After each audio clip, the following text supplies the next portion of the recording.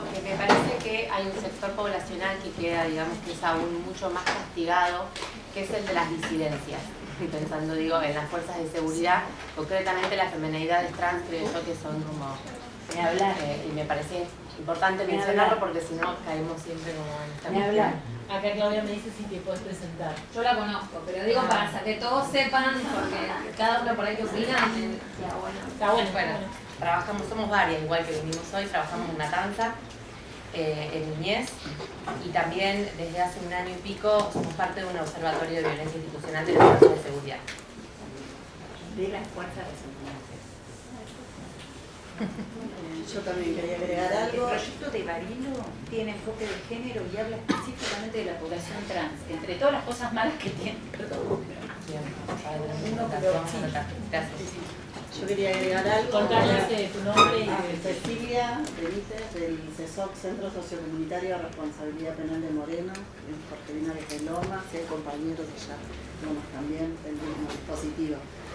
Yo lo que quería agregar el tema de las redes, que digamos altamente vulneratorio, porque cualquier situación por la que atraviesa un chico, una mínima aprehensión, pasa por comisaría, hay una captura en foto, se eleva a la red y esa, digamos, es una sanción de por vida social que tiene y que es, digamos, fuertísimo, porque el impacto en las escuelas, el run, la resistencia, la expulsión. Así que es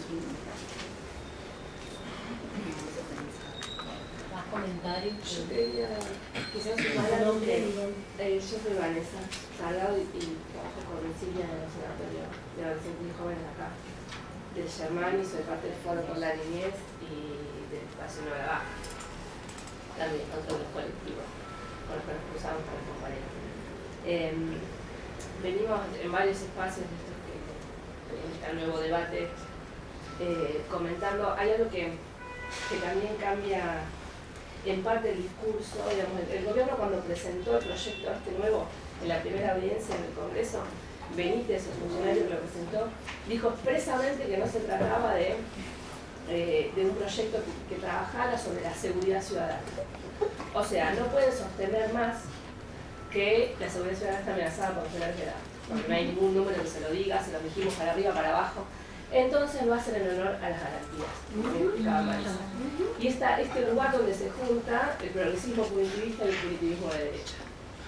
Hay un lugar, que es en el avance de lo punitivo. Totalmente. Y eso se logra con un trabajo muy arduo, muy amplio, muy bien orquestado, donde los medios de comunicación tienen mucho que ver, que es los consensos sociales para. Los consensos sociales para fusilar a un pibe de 12 años con espalda. Exactamente. Para fusilar a 4 pibes en monte. Los consensos sociales para que los pibes vivan esa situación que contaba bien Claudia. Como ese discurso hoy vuelve a estar muy arraigado en que no estamos haciendo tanto para cuidarla a usted, también para cuidarla a usted en un año electoral, que nos gusta que usted esté segura y que nadie le robe nada, que nadie la pueda lastimar, un poco, pero sobre todo porque vamos a cuidar a nuestros pibes para que no caigan, lo dijo Macri claramente en la presentación en el Parlamento este año, para que no caigan en la delincuencia. Entonces, el sistema penal, como forma de proteger, como forma de prevenir, creo que fuertemente ahí donde está arraigado el discurso actual. Y es muy difícil desarmarlo, porque todo lo que dice Paula, que es así, que invitamos los territorios y lo sabemos bien, digamos, los pibes están hoy bajo el nivel de despliegue del sistema punitivo, del sistema penal, es mucho más grande en los territorios con la fuerza de seguridad que los pibes que están presos. Pongamos la edad, bien lo decía Marisa, esta situación no cambia. Digamos, el tema de las cárceles a cielo abierto, en algunos de los pensadores contemporáneos, en los territorios se vive claramente. Los pibes pagan peaje a la fuerza de seguridad para moverse dentro de su barrio. Pagan peaje, ¿no? Y a veces pueden y a veces no pueden. Y la cantidad de pibes muertos en esa situación en los barrios es mucho más, en cifras, digo, es mucho más grande que eso que se cristaliza en el encierro.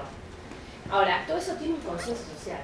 Digo, nosotros en el observatorio también intentamos laburar el tema de los medios en tanto su capacidad agencial, ¿no? Porque si no sería intolerable, como que un país que al otro día nos levantamos y vamos a laburar. Nos matan a los pibes en la calle, nosotros nos levantamos y sí, esto sigue. ¿Cómo es esa capacidad de seguir? Entonces también, dentro de todas las cosas que plantean las compañeras muy claramente, de diferentes, que se hubieran puesto de acuerdo, de diferentes tópicos, pero con mucha claridad, creo que también tenemos que ver cómo laburamos. Sabemos que la remamos de atrás de forma muy desventajosa con lo que significa Grupo Clarín en Nación, que tiene el 60% de mercado de audiencia del país. Y sabemos que la remamos de atrás, pero cómo trabajamos nosotros en eso, en desarmar, creo que las campañas tienen mucho que ver en eso, esta idea de que a alguien se lo puede proteger con el sistema penal, de que el sistema penal vino al mundo a proteger a alguien. Digo, ¿cómo está instalada esa idea? Me parece que ahí hay también un desafío nuestro por ver cómo nos cambian el discurso y argumentos que nosotros teníamos como muy sólidos, venía demostrando que son los pibes los que cometen delitos, ya no les importa. Ese dije nos lo corrieron en el debate. Digo, como para tuvieron ayuda pensando. ¿Cómo? Tuvieron ayuda Sí, por supuesto. ideológica. Por supuesto. Yo simplemente para enganchar con eso, por eso insisto otra vez con que tenemos que pensar mejores cosas para decir qué hacer por debajo, que va también con lo que decía, o sea, las políticas públicas, ¿qué decimos nosotros? Porque nosotros podemos explicar que el sistema penal nos brinda garantías mostrando incluso fotos. Mira, acá viven. ¿A vos te parece que alguien que vive acá puede estudiar dignamente? Bueno, entonces, ¿qué ofrece? Eso me parece que le trompa con eso. ¿Tú puedo contestar eso? Sí. O no sé cómo. Bueno,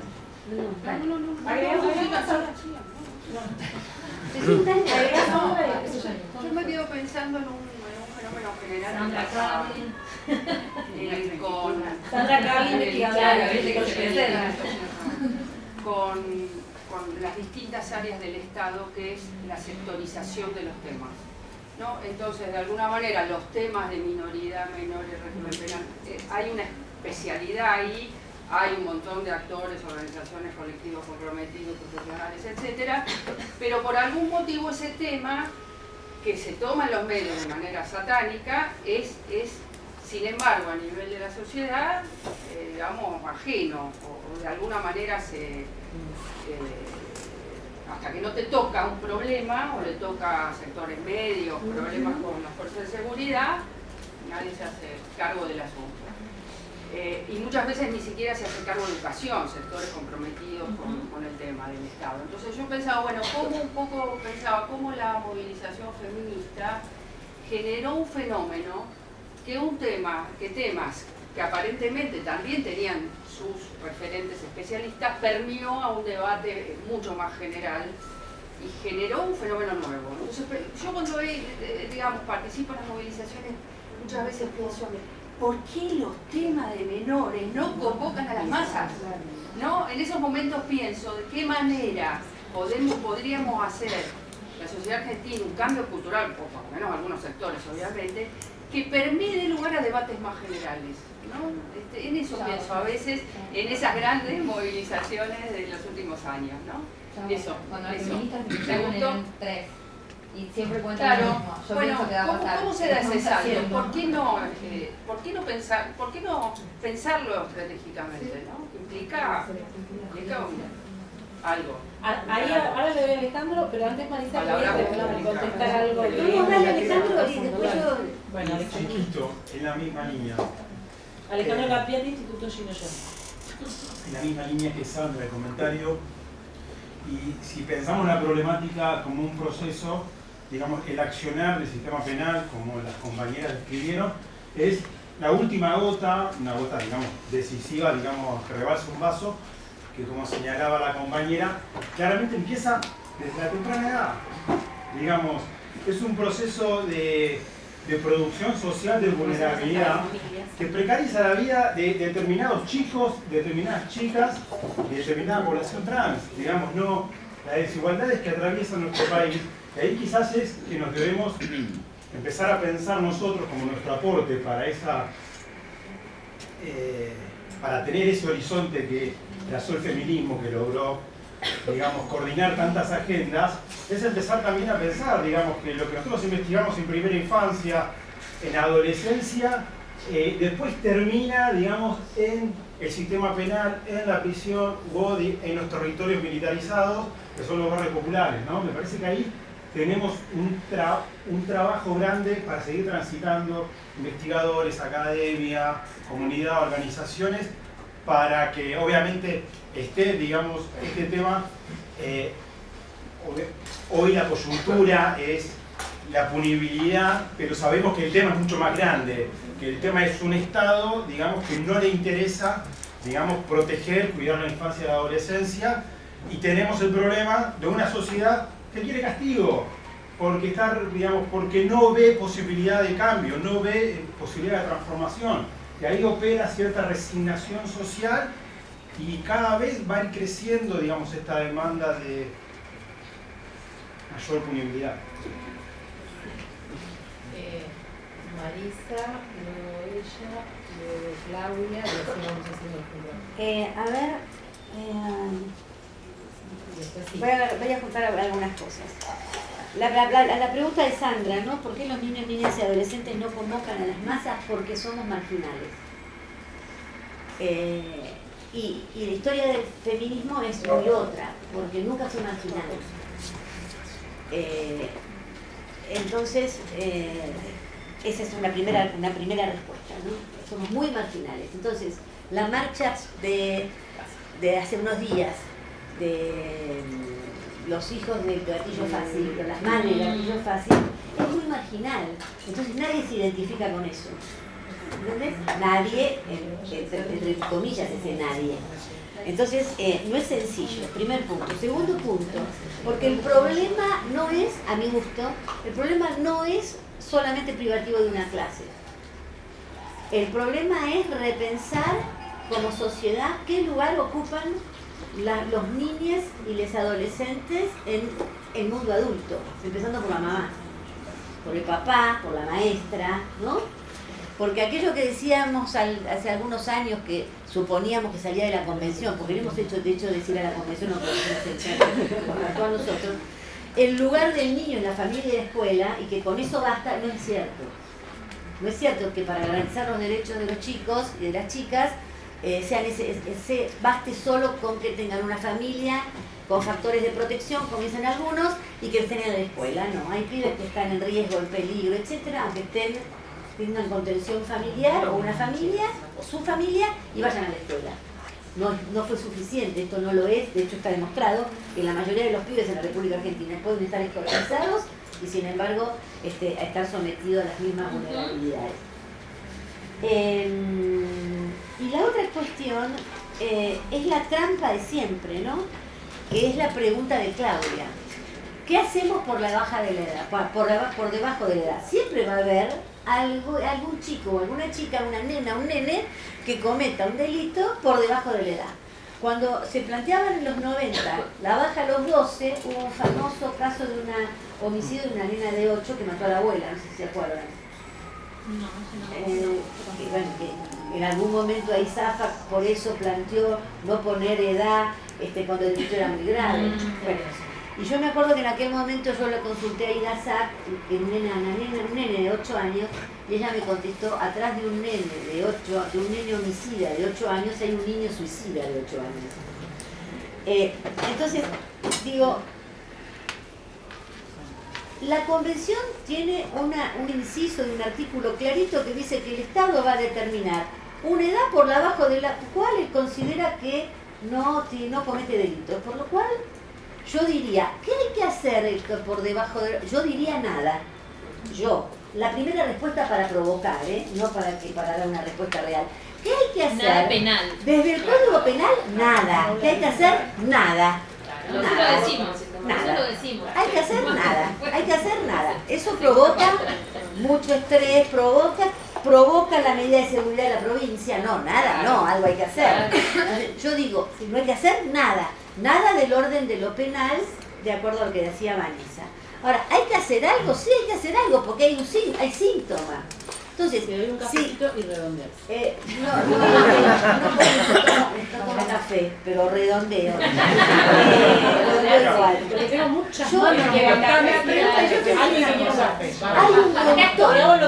Hay un montón de cosas que se pueden hacer. No es verdad que no podamos hacer nada y que entonces es la única solución. Hay un montón de cosas que podemos hacer. Yo puedo contar la experiencia del proyecto Adolescentes en nuestro lugar. Teníamos más de 86.000 chicos en todo el país. Cuando hice el proyecto Adolescentes en la provincia de Buenos Aires, había 39.000 chicas y chicos de la provincia de Buenos Aires. ¿Eso fue suficiente? No, no fue suficiente. Pero convocar desde otro lugar, convocar desde el deseo, desde la necesidad, de generar deseo allí donde no lo hay, es un tema para ustedes. Digo, ¿qué pasa cuando vos le decís, esto es para que ustedes hagan lo que quieran y no hay un quiero, no hay un deseo, provocar deseo? Se puede convocar a los niños y a las niñas desde otros lugares que no sean ni el asistencial ni el penal. Hay un montón de cosas, está aprobado, lo hicimos acá y dieron muy buenos resultados. Hay que recuperar esas políticas, yo creo que hay que hacerlo. Y cuando el niño o niña por debajo de la edad X, 16, 14, 12, 8, comete un delito, hay cosas para hacer porque el Estado tiene la obligación de proteger los derechos de niñas, niños y adolescentes a cualquier edad, y eso es lo que tiene que hacer el Estado, proteger. Y yo no le tengo miedo a la palabra proteger, como tampoco le tengo miedo a la palabra tutelar, si tutelar es sinónimo de proteger. Digo, porque si no, a ver, ese tutelarismo clásico protegía más de lo que no protegía el sistema de protección integral, que nadie sabía bien qué miércoles era. Bien, tengo 3. Voy junto 3, ¿sí? Él, mira, tengo 4 ahora. Él, ella, perdón que no me acuerdo los nombres, él y ¿quién más me dijo por acá? Ahí voy. Tratemos de ser un poquito más breves, así podemos ampliar la participación, que es lo que siempre buscamos, ¿no? Nada, soy Manuel, educador de Aula Breda, y otra cosa que quería plantear es que aparte del miedo que le tienen los pibes a la policía permanentemente que está en la calle, también la política pública de acercar a la policía que los criminaliza a las puertas o a las esquinas permanentemente de los colegios para asegurarlos a la salida. Nada más. Lo que vos me habías pedido, cortito, ¿sí? No, vos, okay. No, simplemente que me parece importante mencionar el rol del sistema judicial, digamos, como de la justicia. Por lo menos para nosotras que estamos en provincia de Buenos Aires, me parece que hay como un largo camino, o por lo menos en Matanza concretamente, por recorrer. Vemos así como algunas cuestiones, la verdad es que nos alarman demasiado, como es no sé si, digamos, para decir la verdad, sí, es decir, uso indiscriminado de las medidas, pero hay algo de esto que empezamos a ver, que claramente tiene que ver, digamos, con los medios de comunicación, con la mirada puesta en determinados territorios. No sé, todos habrán escuchado alguna vez Puerta de Hierro de la Matanza. Bueno, eso como me parece clave. Digo, tenemos una situación puntual, solo para ser breve, de un niño de 14 años que hace muy poco fue detenido porque en su casa había un arma, digamos, con una medida de seguridad, cuando ingresaron con una orden de allanamiento que no tenía su nombre y apellido, y bueno, y así una cadena sucesiva de ilegalidades y demás, ¿no? Pegarle mucho en un ojo que tenía enfermo y que estaba en tratamiento, etcétera, etcétera. Digo, desde eso hasta otras cuestiones, digo, que tienen que ver, digamos, con la formación de las defensoras y defensores, digamos, desde dónde intervienen. Eso me parece clave porque la verdad es que para quienes somos partes del sistema de protección y promoción sentimos una distancia muy grande. Digamos, tenemos que encontrarnos con gente que sea piola o que entienda o que venga de algún lugar determinado para que comprenda cómo es pensar en una perspectiva de derechos, pensar en una posibilidad para que el pibe salga de ahí. Digamos, que no es como, bueno, que vaya a la escuela, que vaya al psicólogo porque tiene problemas con las drogas, que después venga y firme. Entonces, eso me parece que es súper importante, por lo menos en este contexto, como decía el compañero, donde estamos muy lejos de pensar, creo, una reforma de esa ley, como sería necesario. Digo, esto que dice Claudia, nosotros lo repetimos hasta el cansancio, a partir de escuchar lo de Claudia, de la baja de punibilidad de hecho. Es así, entonces, ¿cómo continuamos? ¿Querías hablar de sí. Bueno, buen día. Yo soy Gabriel Ceballos, soy sociólogo, trabajo en el Ministerio de Justicia hace muchos años, más de 10. Hace muy poquito empecé a trabajar en la Secretaría de Política Criminal, trabajo con Débora Domínguez, calculo que la conocen. Sí. Así que bueno, me presento para saber, no soy parte de la gestión, pero bueno, pedí por favor de venir acá. A Débora también me gustado estar, porque yo también insistí bastante para estar acá. Creo que es importante que estemos acá como Estado. Y Débora está de viaje y me dijo, bueno, anda vos. Yo le dije que, bueno, yo no quiero hablar del sistema, digamos, de la la ley o del proyecto de ley, no laburé en eso y estoy en contra, así que la verdad le dije, mira, yo de eso no voy a hablar y me parece que no hable de eso, porque, bueno, sí quería hablar, vos planteaste respecto a lo que hacer con los no punibles, y estoy viendo algunas experiencias que yo estoy tratando de enganchar por dónde van, de justicia restaurativa, para trabajar con los pibes desde otro lugar. Me parece que hay algunas experiencias interesantes, algunos municipios, creo que San Martín lo tiene, creo que en La Matanza hay alguna experiencia, y en algunos lugares, y tal vez pensar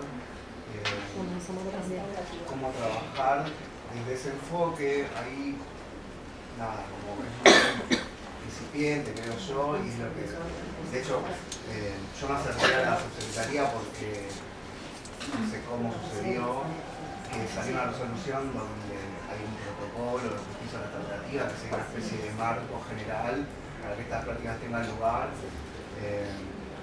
Y me parece que tal vez hay algunas instituciones, la Procuración Penitenciaria, que vienen trabajando con jóvenes adultos en Narcopaz, con Podemos hablando, yo también estoy yendo allá a hacer una comunicación y formándome como facilitador para tal vez abordar por qué de los pibes en un lugar que nos quite este lugar, digamos, de la culpabilidad, del delito, hablar en otros términos también como infracciones, como tal vez involucrar a la comunidad, involucrar a la víctima en estos procesos. Cuando tiro acá porque me parece que son tal vez cosas interesantes y que hay un montón de pequeñas acciones, de pequeños actores que están queriendo hacer ese tipo de cambios. Sí, tengo una tabla. En algún momento, porque se van acumulando cosas. A ver, me quedan dos. O las hacemos y ya hablan solo ustedes y después cerramos. O le doy la palabra a Claudia y a Silvia, que es la que me voy a aguantan 5 minutos más. Son dos breves, ¿sí? Dos breves y luego van a hablar las expositoras, todos los. Sí, él es uno de los dos. ¿Qué tal? Hola, soy Marcelo Ábalos, yo estoy en lo que actualmente es Instituto Nacional de Juventud. Algunos nombres de acá son muy conocidos para nosotros. Quería hacer un comentario sobre esto de, bueno, por qué existen marchas masivas sobre los menores. O sea, es un debate que nos dimos muchísimas veces en Juventud, y sabemos que, digamos, decimos, bueno, ¿por qué no hay marchas de jóvenes por los derechos de los jóvenes?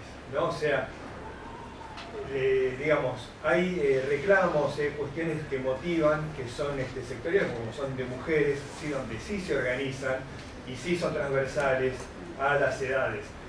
La edad de por sí no es convocante, o sea, los menores no se van a autoconvocar. O sea, además, los menores tampoco hablan por sí mismos, los menores son hablados por el sistema.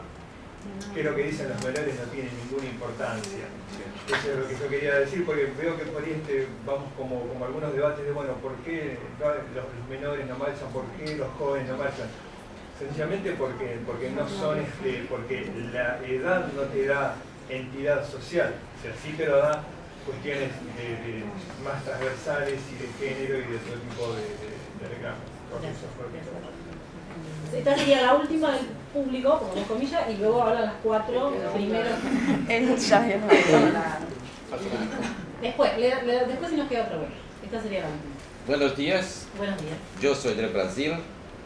Meu nome é Josias Silva e eu estou aqui em Buenos Aires, na UBA, com a professora Glória, fazendo um estágio. Já fui pela Universidade de Moreno. Não hablo espanhol tão bem quanto vocês, mas hablo um portunhol, né? Então, sim.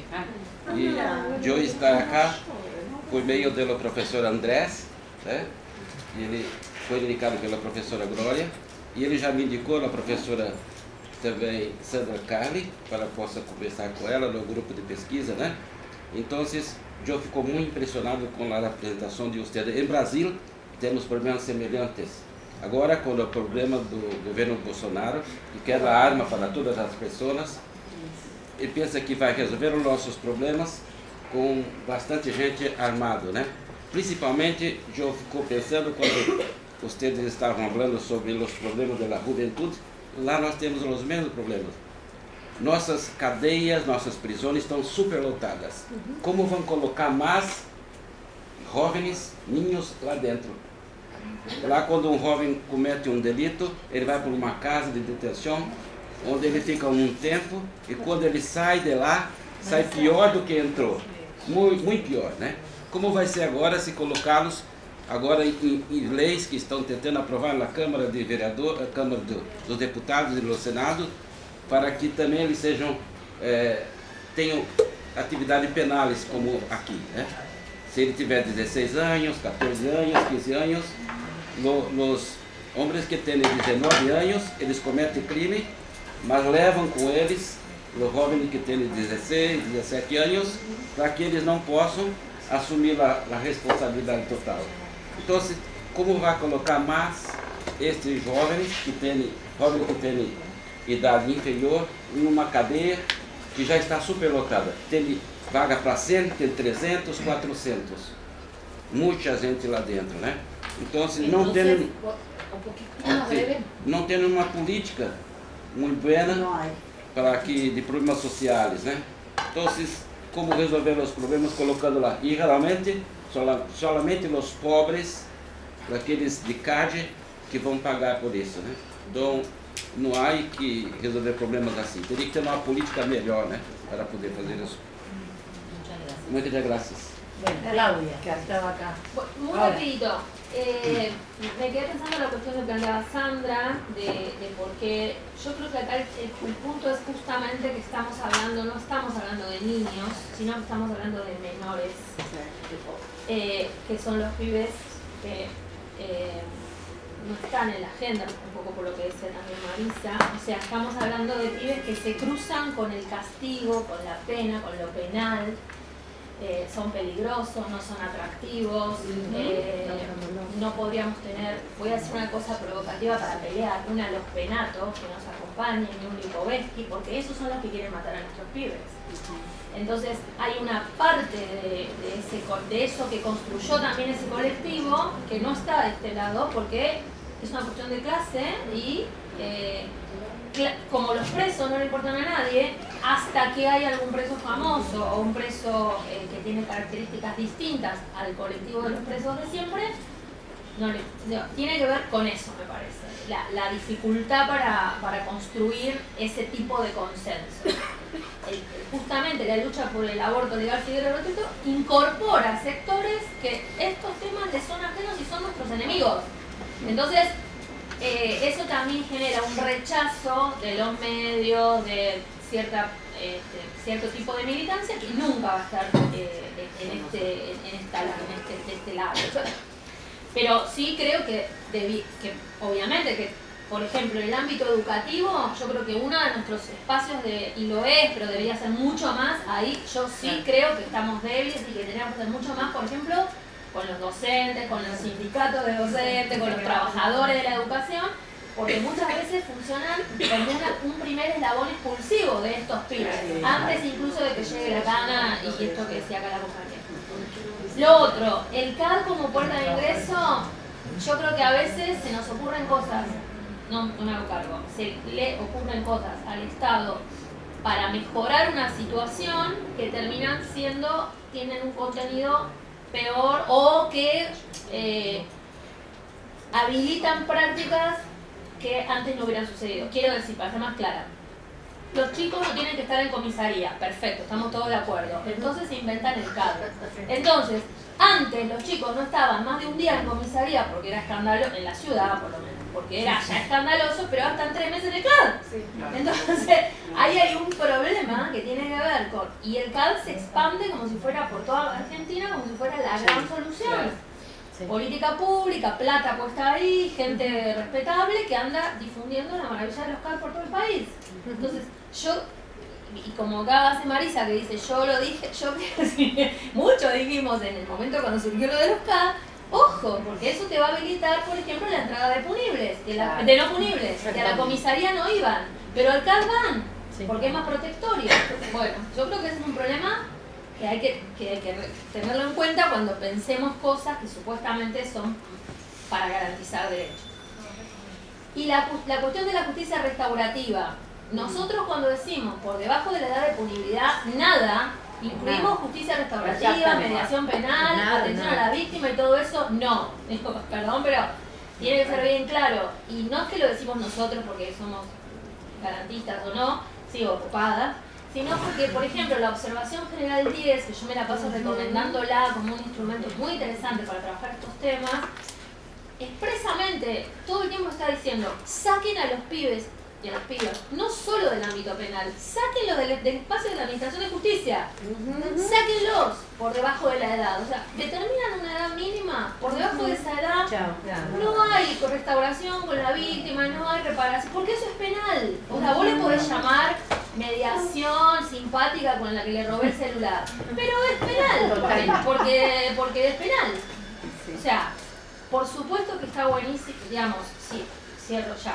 En una escuela, yo trato de utilizar siempre estos ejemplos, en una escuela todo el tiempo suceden situaciones penales, ¿no? Los pibes se amenazan, se ve que agarrar trompada en la calle, se pegan, se roban, ¿no? Son delitos, todos esos.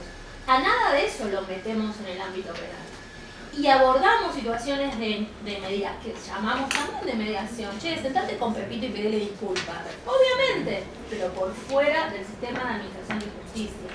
En esos ámbitos, en las áreas de protección de los municipios, por supuesto, en el ámbito comunitario, podemos juntar a los pibes de la canchita de acá que se pelean con los pibes de la canchita de allá, pero lo vamos a abordar todo eso desde las otras áreas del área de protección de derechos.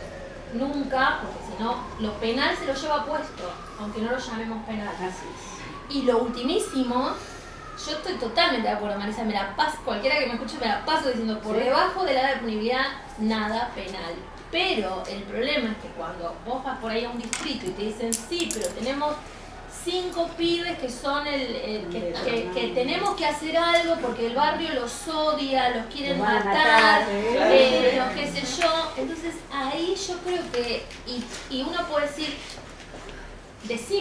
hacemos una construcción teórica que es, estos pibes padecen una situación de vulneración de derechos, entonces nosotros los vamos a atender con medidas de restitución de derechos, que es lo que nos ordena la 26061. Lo que creo es que eso hay que explicarlo mejor, o sea, hay que poder explicarlo mejor, porque si no hay como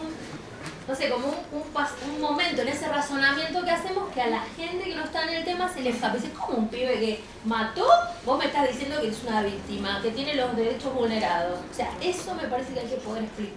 Eso digo, pero no sé si por eso. El problema está en el financiamiento. Exactamente. Todos los recursos que hacen falta. O sea, hay restaurar derechos a sus familias también, porque sí, por algo se pero vive. Ahora estamos en la parte del redondeo. Le toca así. Sí, bueno, en realidad no voy a contestar puntualmente, voy a hacer referencia a algunas cosas, pero hay algo que dejó picando Paula y me parece súper importante retomarlo porque me parece que es lo que además explica por qué, digamos, tanto el colectivo de estos adolescentes y jóvenes que son sobrevulnerados no asumen la visibilidad como en el caso de las mujeres, como muchos discursos que circulan, como las medidas que se proponen, y tiene que ver con esta confusión entre los conceptos de riesgo y peligro, ¿no? Cuando decía Paula, estos chicos no los ven como que están en peligro, y del peligro, de estar en peligro a ser peligrosos, es casi como cruzar la calle. Bueno, en realidad, digamos, una de las cosas que habíamos hecho en un artículo más largo, que igual lo pueden bajar de la página del observatorio, que hicimos con otra compañera, es analizar los proyectos de ley, los que estaban en danza hasta el año pasado, bajo esas matrices de riesgo-peligro. ¿Por qué? Porque, digamos, a ver, el peligro es concreto, digamos, y el riesgo es abstracto. Entonces, digamos, alguien, digamos, puede ser definido como peligroso en función de algo que efectivamente hizo, digamos, parte de, digamos, una evaluación fáctica de por qué se dice que algo es peligroso, porque realmente ha demostrado que la capacidad de causar un daño. En cambio, cuando en realidad se anticipa solamente en términos potenciales o en términos de algo que puede llegar a suceder, pero que quizá no sucede, y este es el chiste, se habla de una situación de riesgo, ¿sí?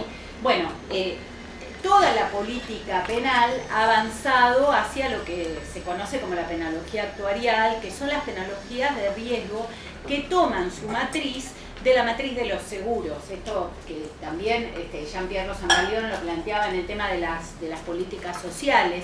Digamos, el concepto de riesgo es un concepto muy versátil y muy tramposo, porque el concepto de riesgo en términos de política pública y política social lo que hace es segmentar y permitir focalizar, decir, digamos, lo que decía Castel, pasar de la peligrosidad, digamos, la mirada de la peligrosidad al riesgo, es pasar de lo que efectivamente sucede a aquello que puede suceder. Entonces ahí, digamos, se factoriza la realidad, y se factoriza la realidad en base a indicadores. Y de hecho, bueno, muchos programas cuando buscan eligen a los destinatarios, dicen, digamos, indicadores de, ¿no? Y algunos hasta son tan explícitos como el envión, que hablan de indicadores de riesgo, ¿no? Entonces, digamos, en esta cuestión de riesgo se mete dentro del mismo paquete aquellos que en realidad pueden llegar a pasar al acto o pueden no llegar a pasar al acto. Porque en realidad, y esto es fantástico porque hay una frase de Rawls, del anglo-Foucaultiano, cuando dice, en realidad, digamos, se predice el futuro con algo que probabilísticamente puede llegar a pasar, pero no sucede, y con eso se aplican categorías efectivas en el presente con algo que puede llegar a suceder en el futuro. Entonces, la categoría del riesgo se domestica al azar y convierte en probable algo que por ahí no es cierto. Entonces, digo, a ver, ¿cuál es la trampa de esto? Que la trampa en esto es la cuestión de la reincidencia, por eso yo he tomado el tema de la reincidencia, porque, claro, porque en realidad cuando alguien cometió un hecho, digamos, en el caso de los chicos, muchas veces no hablamos obviamente, y yo me enojo cuando alguien dice reincidencia, porque en realidad para la reincidencia tiene que haber una condena efectiva, y eso viola profundamente el principio de inocencia. Entonces, en realidad, lo que sucede es que cuando se piensa en el tema de la reincidencia, se piensa aplicar a una persona en el futuro una consecuencia por el pasado. Entonces, digamos, y esto Rawls lo dice muy bien, dice, esto es pensar que el futuro va a jugar para nosotros repitiendo el pasado en igual manera. Y dice otro de estos criminólogos, Harcourt, dice, eso hace estallar la idea misma de pena justa, ¿sí? Porque no existe posibilidad de justicia, esta cuestión del riesgo está reñido con la justicia. Entonces, digo, esta confusión de población en riesgo o población peligrosa, digamos, se puede diluir o se puede ayudar a diluir esta confusión si empezamos a hablar concretamente del riesgo en tanto vulnerabilidad y no el riesgo en tanto peligro. Entonces, digamos, si pensamos, y justamente por eso yo antes les decía, el proyecto de Donda, que tiene los fundamentos del de Stolbizer, justamente marca muy bien lo que son, digamos, las políticas en temas de tecnologías de riesgo, socialmente inclusivas, es decir, que piensan al riesgo como vulnerabilidad. Entonces proponen políticas públicas y reforzar el Estado social, y reforzar el sistema de protección. Y no hacernos los boludos si realmente hay algún no punible que comete un delito, porque eso siempre va a haber. Digamos, siempre esas cosas van a suceder, porque justamente, digamos, no podemos decir que esas cuestiones no van a suceder nunca solamente por una expresión de deseo, pero que hay que atenderlas dentro de sistemas que sean socialmente inclusivos y que no sean socialmente excluyentes. Cuando se piensa en el riesgo como peligro, se aplican tecnologías socialmente excluyentes, y entonces dentro de las tecnologías socialmente excluyentes está el sistema penal. Digo, esto me parece que tiene que ver con lo que estábamos hablando, como un marco. Y después un par de cositas más que quería decir. Sí, redondeando. Bueno, no. Quería decir un par de cuestiones más con respecto al tema de las justicias restaurativas y las justicias restitutivas y todos los marcos que están contemplados en realidad en todos los proyectos de ley. Pero, digamos, esto ameritaría por ahí un debate. Y un debate donde en realidad todas las cuestiones de los acuerdos restaurativos hay que ponerlos a la luz del contexto en que estamos, porque las experiencias exitosas en esos contextos, muchas provienen de sociedades donde no son sociedades tan duales y tan desiguales. y donde es posible componer y es posible sentar, digamos, a una víctima con un ofensor. Y la verdad que hay contextos donde estamos realmente tan, digamos, con tanta distorsión, digo, no quiero utilizar el tema de la palabra grieta, pero realmente nos ha, digamos, atravesado a nosotros y es complicado pensar en cuestiones de justicia restaurativa que son desresponsabilizantes para el Estado. Y digo que son desresponsabilizantes para el Estado porque en realidad reenvían a la cuestión de los acuerdos entre particulares, si bien sean acuerdos que están mediados. Y yo con esto quiero ser realmente muy estricta porque a mí me preocupa mucho todo lo que sea responsabilizante. Porque me preocupa mucho porque también cuando se habla, el pasaje de peligro digamos, al riesgo, es que cuando se habla de que están en riesgo, la responsabilidad interpela al Estado en términos de política pública. Ahora, cuando se habla de que son peligrosos o de que son riesgosos, en realidad es una cuestión individual que amerita castigo.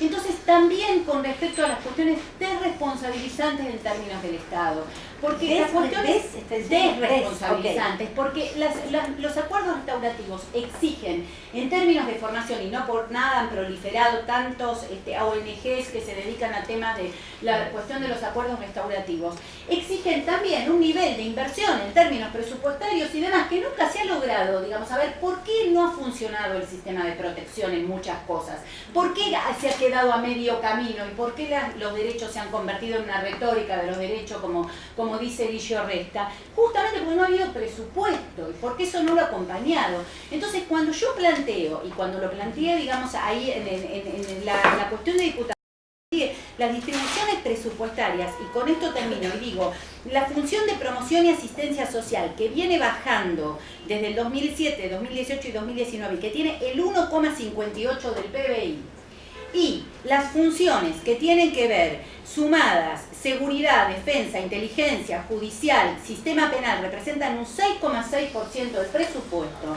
Digo, a ver, estamos hablando de que es casi el cuádruple de presupuesto, lo que significa todo el andamiaje del sistema penal con respecto a lo que es el sistema de protección y asistencia social. Después de eso no hay nada que hablar, digo. Entonces, digamos, por eso, digamos, hay que repensar cómo dar los debates. Muy bien. O sea, estamos cerrando ahora y me gustaría que tanto Paula como Marisa se tome su tiempo. No, muy cortito. Yo también iba a hablar del presupuesto, como hicieron un montón de preguntas, yo no sé las respuestas, desde las organizaciones sociales tampoco pretendemos generar una respuesta unilateral, venimos a estos espacios porque creemos que es en la articulación con la educación pública, con las universidades y con todas estas personas que vamos a ir forjando alguna respuesta que vaya más allá de, bueno, no a la baja, y cuando derrotamos a esto en las pequeñas batallas que tenemos, bueno, entonces ¿qué hacemos después y qué hacemos antes de que la vuelvan a proponer? Porque va a volver a pasar. Necesitamos fijarnos en el presupuesto, en cuál es el presupuesto que año a año va dirigido no solamente al sistema de protección, que por supuesto es un dato importante, sino a la vivienda.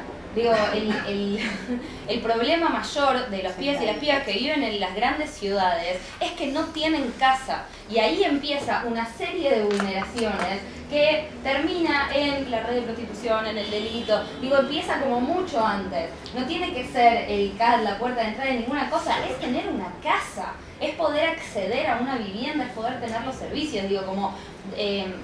¿dónde se va a usar el presupuesto? Para un montón de cosas, porque a veces es, bueno, la salud pública y la educación pública. Por supuesto que tienen que tener más presupuesto, son fundamentales, pero a veces es antes, a veces es pensar en una ciudad donde los pibes y las pibas puedan transitar. ¿Dónde van los pibes y las pibas cuando llueve? No hay ningún lugar, no hay nada. ¿Qué hacen los pibes? No hay espacios gratuitos para transitar. ¿Qué hacemos con estas niñeces? Digo, cuando me pregunto qué es lo que el Estado... cómo interpela el Estado a estos pibes, a estas pibas, es desde las cosas más cotidianas, sin llegar a, bueno, la baja que es como la punta del iceberg, que a veces, bueno, nos pone tan incómodos y nos hace como fruncirnos tanto que, bueno, nos ponemos a pensar, pero como el presupuesto es todo este presupuesto. Y acá Marisa arengaba un poco que estaba bueno, yo no sé cuáles son las respuestas a estas preguntas, pero tampoco vamos a encontrar estas respuestas acá sentadas. O sea, si no nos ponemos a dialogar con los pibes, si no generamos instancias de diálogo, de discusión, de preguntarles a ellos cómo piensan y de enseñarles a ellos también a construir una ciudadanía, una democracia, porque tampoco es que, bueno, vamos a dejar a los pibes y ellos ya saben, viste, como esta cosa súper rusoniana de, bueno, en su espíritu nos van a ir llevando. No nos van a ir llevando, pero por lo menos animémonos a generar ese diálogo sincero, porque cuando digo que le exijamos a los proyectos políticos que nos digan qué piensan de los pibes, que nos digan cuál es el lugar de los pibes, también en nuestras acciones cotidianas, cuando laburamos en el observatorio, cuando vamos a la cárcel, cuando vamos a los barrios, digo, ¿cómo estamos mirando a esos pibes? ¿Qué lugares les estamos dando a ellos para que podamos en conjunto, sin salir del lugar de protección y de cuidado, pero tampoco desbalanceando esa cosa entre la autonomía y el cuidado, ¿no? Donde los pibes quedan en un lugar de una protección como súper avasallante, de bueno, y entonces todo el tiempo los pibes son quienes aún no pueden, porque es muy complicado, porque después como le explicamos al Estado que estos pibes son sujetos no punibles, pero sí son sujetos políticos. Digo, es súper complejo, nos ponen también en una situación de, bueno, no, esto no lo pueden hacer, no queremos que vayan a la cárcel, pero sí queremos que les escuchen cuando tienen algo para decir. Digo, políticamente y teóricamente tenemos como que esforzarnos un poquito más para generar nuevos paradigmas políticos y teóricos donde este balance, este equilibrio tan complejo entre la autonomía y el cuidado se manifieste en cada barrio, en cada lugar, en cada ciudad, de una forma que haga de la vida de los pibes una vida digna de ser vivida. Muy bien. Marisa, y con esto cerramos, después como dije, seguimos hablando del pasado. A ver, se abren otras cuestiones, ¿no? Porque la primera cosa que quiero decir es que estos espacios son de aprendizaje, yo aprendo un montón. Uno nunca para de aprender de lo que dicen las compañeras, los compañeros, las preguntas, se generan. Ella abre ahora el tema de la autonomía y a mí se me disparan 532 cosas para conversar sobre ese tema, sobre el tema del artículo 26 del nuevo código, en fin, una cantidad de cosas. Y la cuestión del cuidado y la autonomía,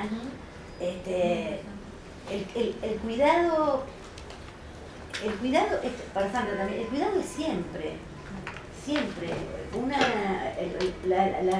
Los niños, niñas y adolescentes deben ser cuidados siempre. Cuidarlos también implica facilitarles su espacio de autonomía, permitirles su autonomía también es cuidarlos. Digo, pero es otra discusión para otro encuentro. Hablar del tema de autonomía a mí me parece muy interesante y muy importante. En relación a nuestro tema, hay una idea que retoma, no quiero ofender a nadie, pero grotescamente la ministra de Seguridad, que es el tema de la responsabilización subjetiva. Ella lo toma grotescamente, no quiero a los compañeros y compañeras que están aquí presentes, que están en el gobierno nacional, yo vivo a media cuadra de la ministra de Seguridad, sí, por lo cual se lo digo cuando me la cruzo por la calle, pero me la cruzo porque vive a media cuadra de mi casa. Y la verdad, paseando el perro, exactamente, bueno. Y no, yo no tengo perro. Y ella, ¿cómo lo dice? Un pibe que comete un delito a los 15 años hay que parar su carrera delictiva. Eso traducido en términos progres tiene que haber sanción porque hay que responsabilizar subjetivamente, y yo estoy de acuerdo con la responsabilización subjetiva. Yo estoy de acuerdo. Incluso estoy de acuerdo en un sujeto víctima. Yo creo que hay una responsabilidad subjetiva de lo que nos acontece y le acontece al cuerpo, y hay que generar un compromiso ético con el cuerpo de uno y el cuerpo del otro. Digo, estoy de acuerdo con eso. Ahora, no lo vas a encontrar en el CAR, claramente. No lo vas a encontrar en el ROCA, claramente. Digamos, eso no tiene nada que ver con la responsabilidad subjetiva. Me parece que al revés. El sistema penal está llamado a arrasar con la subjetividad. ¿Debiera cambiar? ¿Debiera hacer otra cosa? Debiera ser, pero por ahora no lo es. Punto 1. Punto 2. Hay cosas que tienen que ver con la decisión política, hablando del Poder Judicial. En el CAD no me acuerdo en qué año sacamos la resolución 313, que era la prohibición de que ingresen chicas y chicos no punibles al CAD. En el 2015. 2015, gracias. En el 2015 sacamos esa resolución. La mayoría pensaba que se nos iba a venir todo el Poder Judicial encima, que nos iban a matar, que nos iban a hacer amparos. Bueno, yo tengo varios amparos de toda naturaleza, tipo y color, y denuncias. Pero la verdad es que hubo un momento en que los jueces se la bancaron. Entonces nosotros ya cambiamos y decimos, no es que egresan, no ingresan. Claro. Egresaron tantos chicos no punibles. No ingresaron. ¿Por qué no ingresaron al CAD? No ingresaron al CAD porque eran no punibles. Entonces la policía con su conciencia, ¿y ahora qué hago con este chico entonces? Mire señor, llévelo a la casa. No, pero yo no tengo tiempo, el móvil tiene que hacer otras cosas muy importantes. Entonces digo, bueno, entonces vaya y déjelo en el lugar donde lo encontró. Pero no lo puede llevar al CAD y menos a un lugar cerrado. Eso tiene que ver con una decisión política de un poder frente a otro, que se para y dice, yo ejerzo el poder en un acto de gobierno, que es la resolución 313 que impide el ingreso. No se cayó nada, no pasó nada. De repente se volvieron a abrir las puertas y volvieron a ingresar los chicos, las chicas no punibles, y aún está vigente la resolución 313. Por eso digo que más allá de la resolución es una decisión política de sostenerlo. Lo mismo que lo de las 12 horas o las 24, salvo en algún caso donde teníamos una niñita que necesitaba, que había tenido una circunstancia ahí que estaba bien que se quedara hasta poder recuperarse físicamente. Digamos, por eso fue una única excepción. A mí me parece que está, por un lado, la decisión política de plantarse frente al Poder Judicial. El Poder Judicial ya no tiene el poder que tenía antes, lo ha ido cediendo. Y en algunos casos se ha encontrado cierto alivio al haber cedido algo de su responsabilidad. En algunos casos hay otros que les encanta amar a los niños. Entonces siguen siendo lo que eran. Y para terminar, yo creo que el problema del sistema de protección, estoy totalmente de acuerdo con lo que acá dice Silvia, con esos números que son fatales, pero el problema del sistema de protección no es solamente un problema presupuestario, es un problema de la concepción de lo que es un sistema de protección. El sistema de protección es una cosa, y con esto, tiro una bomba y me retiro. El sistema de protección es un invento argentino, ¿no? El sistema de protección no existe en la Convención sobre los Derechos del Niño. Si alguien me dice algún artículo que en la convención diga que cada estado tiene que armar un sistema de protección, yo lo felicito. Es un invento. Es un invento del Instituto Interamericano de Derechos Humanos, de Derechos del Niño, en un año determinado para justificar sueldos internacionales, pero nada más que eso. Y ese sistema de protección es lo que lo hizo aún mucho más segmentado y lo convirtió en un sistema de protección para los niños pobres. Sí. Vis a vis con el tutelarismo clásico, digamos. Lo mismo le pasó a Brasil con el Estatuto de las Crianzas, que pensábamos que era, no yo la verdad, pero que se pensaba que era una maravilla, y la verdad que era la misma cosa, y no decíamos niño, decíamos menor o niño, pero crianzas o bueno. Entonces digo, el problema del sistema de protección es pensar que ni la escuela tiene nada, que la escuela no tiene nada que ver con el sistema de protección, que el Instituto de la Vivienda no tiene nada que ver con el sistema de protección, que los veterinarios que tienen que vacunar a los perros que circulan alrededor de los niños tampoco tienen que ver con el sistema de protección. Y todo eso tiene que ver con el sistema de protección. Si el sistema de protección es un edificio que arriba dice sistema de protección, no sirve para nada. Es una mentira el sistema de protección. Y además es un sistema de protección que está sostenido, y con esto termino, en las normas. Porque si ustedes ven todas las leyes de protección integral, también lo de integral es para otro tema, para otro día, pero digo, los sistemas de protección, las leyes, incluida la de 6.061, que uno reivindica, etcétera, van a ver que primero son un decálogo de derechos, el niño tiene derecho a la vida, a la salud, a la educación, a saltar a la cuerda, bla, bla, bla. Y después vienen los artículos, y cae así en picada, a los artículos de medida de protección, integral y excepcional, punto, se terminó la ley. Lo mismo la 114, lo mismo la 13.298, lo mismo cada una de las leyes provinciales. Por lo cual, el sistema de protección es un desafío volver a armar. No vamos a poder desinstalar y que se llame de otra manera. Se seguirá llamando sistema de protección. Pero el sistema de protección, si solo es la medida de protección integral o excepcional, que en general, el servicio local, zonal, defensoría, de Bauca Barraca, el número 15, el número 4, con todo el respeto a las compañeras y los compañeros que laburan ahí, estoy hablando de los laburantes, si eso es el sistema de protección, no sé para qué hicimos la ley.